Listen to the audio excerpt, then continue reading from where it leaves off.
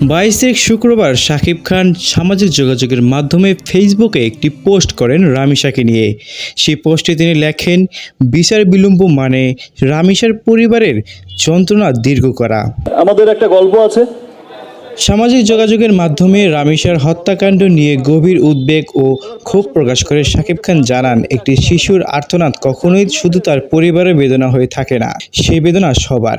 নায়কের ভাষ্যমতে রামিসার সঙ্গে ঘটে যাওয়া এই নৃশংসতা ঘটনা সমাজে মানবিকতা, নিরাপত্তা ও বিচার ব্যবস্থাকে বড় প্রশ্নের মুখে দাঁড় করিয়েছে।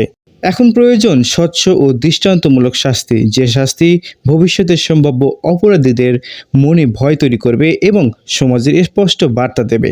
বিচার প্রক্রিয়ার দীর্ঘতা নিয়েও ক্ষোভ প্রকাশ করেন অভিনেতা। তার মতে, এখন সময় আইনের কঠোর প্রয়োগ। এমন জঘন্য অপরাধের ক্ষেত্রে বিচার বিলম্ব মানে ভুক্তভোগী পরিবারের যন্ত্রণা আরও দীর্ঘ করা। শেষমেশ বলে যায় বেশি ভালো ভালো না। তারা আসলে গুণটাকে না দেখে না, তারা গুণটাকে শুধু শাকিব খান নন, সঙ্গীত শিল্পী কনক চাপা, উপস্থাপক রুম্মান রশিদ খান, এদের মতো আরও অনেকেই অপরাধীদের দৃষ্টান্তমূলক শাস্তির দাবি জানিয়েছেন। তো বন্ধুরা, আপনারা কি মনে করছেন রামিসার এই ঘটনাকে ঘিরে? তা জানিয়ে অবশ্যই কমেন্ট করতে পারেন আমাদের কমেন্ট বক্সে।